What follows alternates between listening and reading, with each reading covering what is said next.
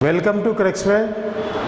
मैं सुनील अत्री आज आपको arc 400 ampere 3 phase IGBT module machine के फंक्शन और उसकी OC लाइट कैसे रिपेयर की जाती है और बाकी छोटी मोटी जो साइट पे प्रॉब्लम्स आती हैं उसको किस तरीके से आप ठीक कर सकते हैं साइट पे, उसके बारे में बताऊंगा।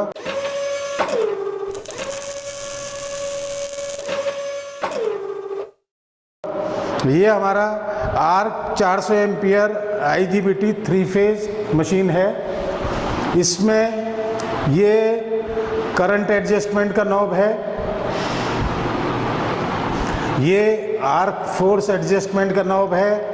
आर्क फोर्स आप कब यूज़ करते हैं? जब कभी मेटल में आपका वेल्डिंग करते टाइम पेनिट्रेशन कम होता है, किसी भी कारण से, या तो मटेरियल रस्टेड है या हार्ड मटेरियल है और पेनिट्रेशन कम हो रहा है, तो आप आर्क फोर्स यूज़ करेंगे, आप आर्क फोर्स बढ़ा सकते हैं। इस मशीन में ये करंट डिस्प्ले का मीटर है, यहाँ पे आपको ऑन ऑफ का लाइट है और OC का है। ये मशीन विद इनबिल्ट VRD है। जब आप इसको VRD ऑन पे करेंगे तो VRD ऑन पे करने के बाद में मशीन की सेफ्टी और बढ़ जाती है। तो VRD ऑन पे करने के बाद में जैसे कभी अर्थिंग या उसकी किसी भी रीज़न से, तो जो वेल्डर है उसको, आपको वेल्डर को शॉक नहीं लगेगा और वेल्डर की लाइफ के हिसाब से सेफ रहेगा। ये VRD means voltage reduction device. यहाँ ये आपके अर्थिंग होल्डर और वेल्डिंग होल्डर और अर्थिंग क्लैंप के कनेक्शन है। ये मशीन का पैनल है जहाँ से आप एयर का सर्कुलेशन होता है। इस मशीन में कूलिंग फैन है बैक साइड में, तो जो मशीन को कूल रखता है। ये मशीन में कार्ड है जिसमें आपके डायोड और रेजिस्टेंस लगे हुए हैं। इनका जो कनेक्शन है यहाँ कॉइल से रहता है। ये मशीन में एल्यूमिनियम कॉइल लगा हुआ है जो कि अर्थिंग होल्डर से कनेक्टेड है। एल्यूमिनियम कॉइल यूज़ का, आप एल्यूमिनियम की कुछ मशीनों में एल्यूमिनियम की स्ट्रेट पट्टी भी यूज़ कर देते हैं लोग, लेकिन ये कॉइल फॉर्म में यूज़ किया है। इसका एडवांटेज ये है कि जब आप मशीन कंटिन्यूस ऑपरेशन में यूज़ करते हैं तो अगर आप स्ट्रेट पट्टी होगा तो हीटिंग ज़्यादा ट्रांसफ़र होगी।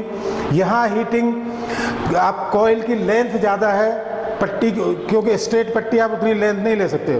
कॉइल फॉर्म में है तो इसकी लेंथ ज़्यादा यूज़ होती है, तो उसकी वजह से हीटिंग इस पर कम ट्रांसफ़र होगी, जिससे कि आपकी मशीन की लाइफ बढ़ेगी और आपका ये पॉइंट जलने के चांसेस कम रहते हैं। ये मशीन में कूलिंग फैन है कि जो मशीन को कूल रखता है। कूलिंग फैन का यहाँ ये कनेक्शन है, जो कि कूलिंग फैन का कनेक्शन यहाँ अटैच है। कई बार मशीन में सबसे पहले जो दिक्कत आती है वो ये आती है कि जी कूलिंग फैन काम नहीं कर रहा है। आप यहाँ ये जो सॉकेट है कूलिंग फैन का, इसको निकाल के आप चेक कर सकते हैं। ये सॉकेट आपने निकाला, इसमें सॉकेट के कनेक्शन को आप मल्टीमीटर से चेक कर सकते हैं। अगर कूलिंग फैन की मोटर या वायर कहीं से शॉर्ट है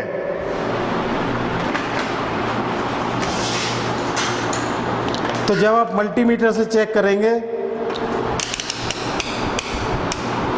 मल्टीमीटर को जब इसकी कंटिन्यूटी चेक करने के लिए, या अगर वायरिंग कहीं शॉर्ट है उसको चेक करने के लिए, आप इसको एरो का निशान जो बना हुआ है वहाँ रखेंगे और इसमें आप चेक कर सकते हैं।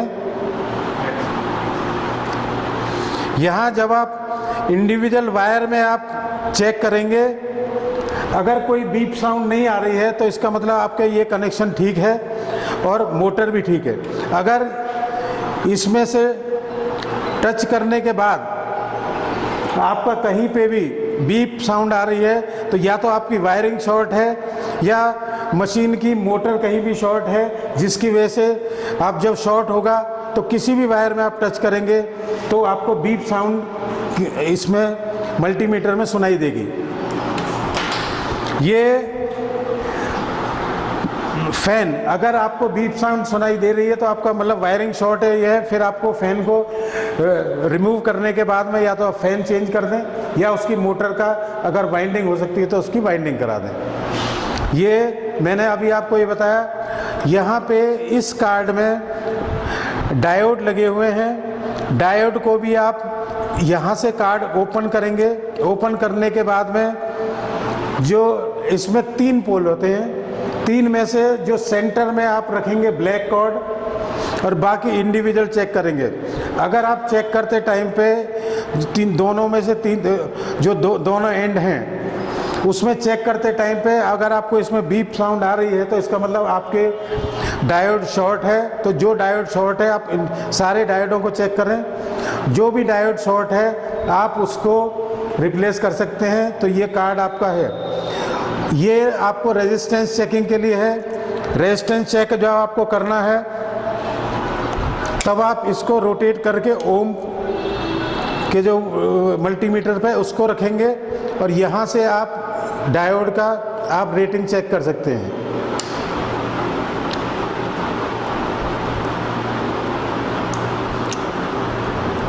रेजिस्टेंस की आप रेटिंग चेक कर सकते हैं कि रेजिस्टेंस क्या रेटिंग का है। अगर रेजिस्टेंस आपका उड़ गया है तो वो भी आपको शॉर्ट दिखाएगा। फिर आपको रेजिस्टेंस यहाँ से रिप्लेस करना पड़ेगा सेम कैपेसिटी के हिसाब से। ये हुआ नीचे का कंस्ट्रक्शन सारा हमने बताया। नॉर्मली जो अगर ये यहाँ पे सारा सही है और ये पॉइंट कहीं जला हुआ है तो ये आपको इसके पॉइंट के सॉकेट चेंज करने पड़ेंगे, अर्थिंग के या वेल्डिंग होल्डर के।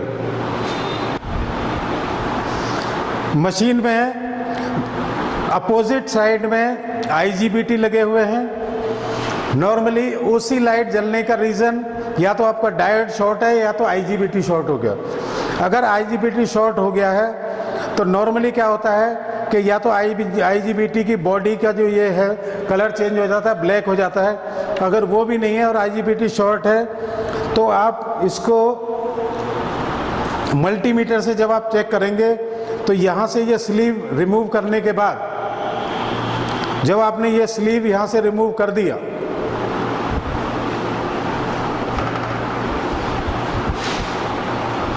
स्लीव रिमूव करने के बाद में जब आप इसको टच करेंगे दोनों एंड को, अगर ये शॉर्ट होगा तो आपको यहाँ पे मल्टीमीटर पे बीप साउंड सुनाई देगा।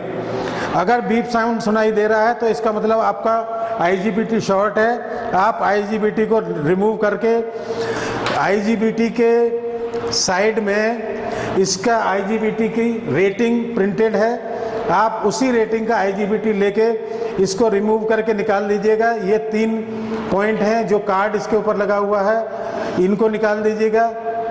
और जो भी IGBT खराब है वो आप रिमूव करने के बाद में दूसरा सेम रेटिंग का IGBT आप इस पर फिट कर सकते हैं। तो आपका ये OC लाइट जलना बंद हो जाएगा और आपकी मशीन स्टार्ट हो जाएगी। यहाँ से ये जो वायरिंग जा रही है ये आपकी कनेक्टेड होती है कॉइल में। यहाँ ये जो कनेक्शन है कॉइल से ये आपके अर्थिंग होल्डर के हैं।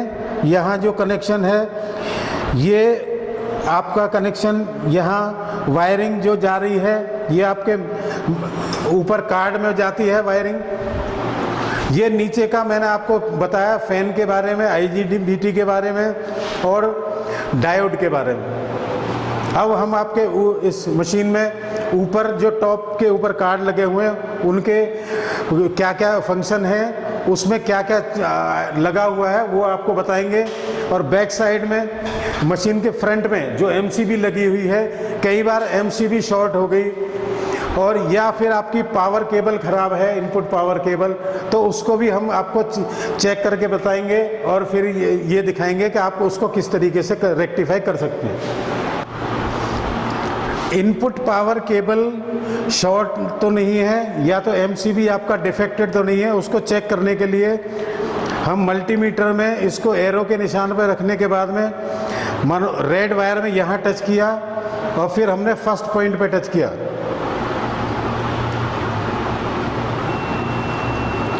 तो मल्टीमीटर में आपको बीप का साउंड सुनाई देगा। इसका मतलब ये वायर यहाँ से ठीक है, सेम यहाँ हम इसी एक ही रेड में ही रखेंगे, फिर उसके बाद में नेक्स्ट टच करेंगे। अब आपको बीप का साउंड सुनाई नहीं देगा। इसका मतलब यहाँ से जो वायर, जो रेड वायर है, कहीं भी टच नहीं है। फिर हम आप सिमिलर प्रोसेस अप्लाई करेंगे ब्लू वायर के लिए। अब आपको बीप का साउंड सुनाई देगा। मतलब ये 3 जो फेज है, 3 में से 2 फेज के वायर परफेक्ट है।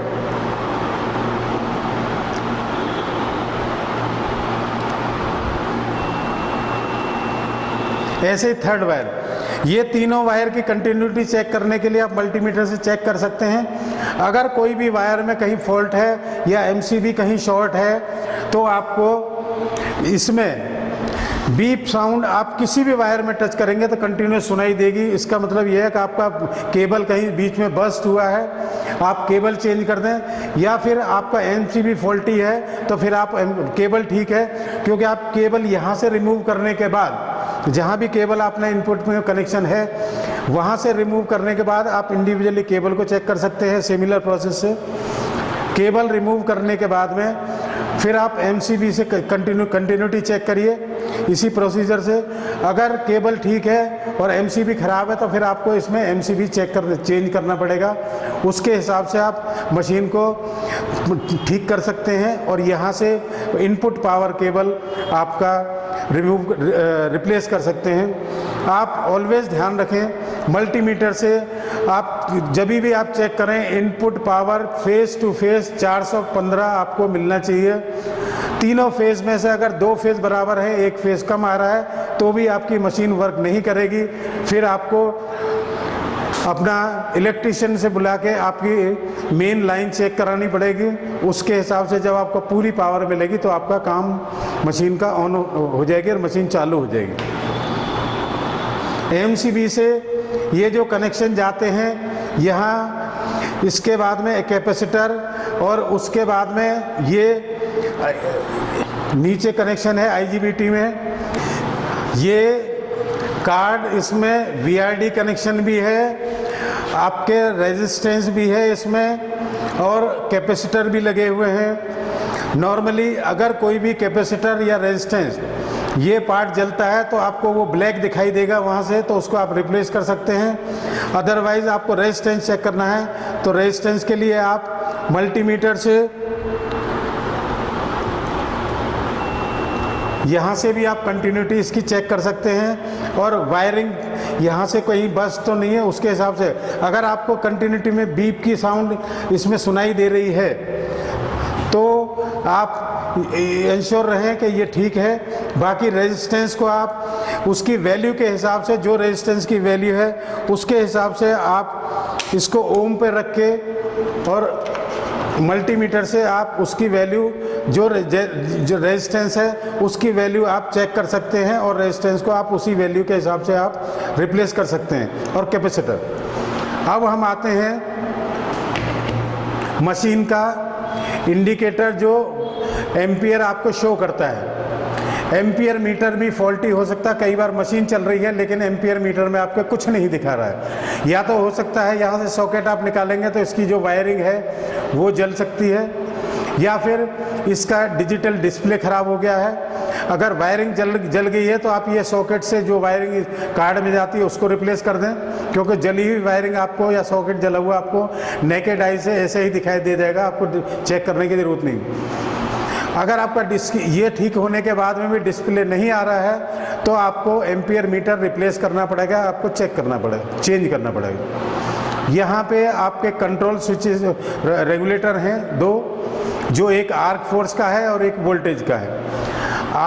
कई बार क्या होता है कि आप यहाँ से रेगुलेट कर रहे हैं लेकिन वोल्टेज रेगुलेट नहीं हो रही है, तो यहाँ जो इसकी जो कार्ड में जो वायरिंग जा रही है, क्योंकि ये सिंपल कार्ड से कनेक्टेड वायरिंग है, ये वायरिंग बीच में कहीं शॉर्ट भी हो सकती है, जल सकती है, तो आप वो इंडिविजुअली निकाल के चेक कर सकते हैं। अगर वो आपकी वायरिंग जल गई है तो उसको आप रिप्लेस कर दें। बाकी उस वायरिंग भी ठीक है, सब कुछ ठीक है, तो रेगुलेटर का इनसाइड फंक्शन कोई पॉइंट अगर जला होगा, फिर आप इसको रेगुलेटर को दोनों को आप जो भी जला हुआ है उसको आप चेंज कर सकते हैं। यहाँ ये ट्रांसफार्मर है, ट्रांसफार्मर में भी आप जो वोल्टेज यहाँ से पास होती है और फिर जो कार्ड में जाती है उसके हिसाब से आप इसको चेक कर सकते हैं मल्टीमीटर से भी।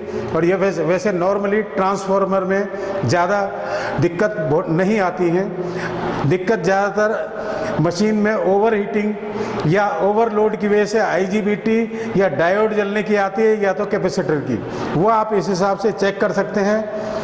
ये मैंने अभी आपको आर्क 400 एम्पियर का जो आप साइट पे जितना आप कर सकते हैं उस हिसाब से मैंने आपको बताया। इसको आप अपनी साइट को आपका प्रोडक्शन लॉस नहीं हो उसके हिसाब से आप इसको मशीन को चेक करने के बाद में आप उसको रिपेयर कर सकते हैं खुद। अगर नहीं है तो फिर आपको कंपनी के सर्विस सेंटर पे इसको भेजना पड़ेगा। उसके बाद में आप इसमें कार्ड, अगर कार्ड में ज़्यादा पॉइंट जले हुए हैं तो फिर आपको उसमें पूरा कार्ड ही रिप्लेस करना पड़ेगा, और वो कार्ड रिप्लेस करने के लिए आपको इसको कंपनी के सर्विस सेंटर पे भेजना पड़ेगा। या आप कार्ड का नंबर अगर कंपनी में बताते हैं तो हम आपको वो कार्ड भेज देंगे। यहाँ से आप ये 1 2 3 4 5 6 सॉकेट निकाल के कार्ड और 4 स्क्रू खोल के आप कार्ड को इसमें से निकाल सकते हैं। आप हमें ये कार्ड भेज सकते हैं या इसका कार्ड का नंबर भेज दे सकते हैं, हम आपको न्यू कार्ड दे देंगे। और आप ये सॉकेट जहाँ से आपने निकाला है उसको पहले मार्क कर दें, वहाँ लगा दें, उसके बाद में आपकी मशीन ऑन हो जाएगी, आपकी चालू हो जाएगी। ये आर्क 400 एम्पियर मशीन के बारे में मैंने आपको टेक्निकल जानकारी दी। मैंने अभी आपको आर्क 400 एम्पियर मशीन के बारे में टेक्निकल जानकारी और जो आप छोटी मोटी प्रॉब्लम साइट पर सॉल्व कर सकते हैं उसके बारे में बताया। और किसी भी टाइप की टेक्निकल हेल्प या किसी प्रोडक्ट की जानकारी आपको चाहिए तो आप हमारी साइट www.cruxwell.com पे विज़िट कर सकते हैं, या अपनी कोई भी टेक्निकल जानकारी के लिए या किसी प्रोडक्ट की जानकारी के लिए या किसी मशीन की और एडवांस टेक्नोलॉजी के लिए, या कोई मशीन, हम लोग SPM में मास्टर हैं, SPM डिज़ाइन करने में, ऑटोमेशन में, उसके लिए आप हमें मेल कर सकते हैं sales@cruxwell.com पर। प्लीज़ हमारे YouTube चैनल को देखते रहें, हमारी नई नई जानकारी की वीडियोस इस पे हम अपलोड करते रहते हैं, टेक्निकल जानकारी, प्रोडक्ट की जानकारी के बारे में। और हमारे चैनल को आप सब्सक्राइब करें जिससे कि आपसे कोई भी जानकारी उससे मिस नहीं होनी चाहिए, तो आपको नोटिफिकेशन आएगा, आप उस हिसाब से हमारे वीडियो देख सकते हैं, हमारी साइट विज़िट कर सकते हैं। आज के लिए इतना। Thank you very much.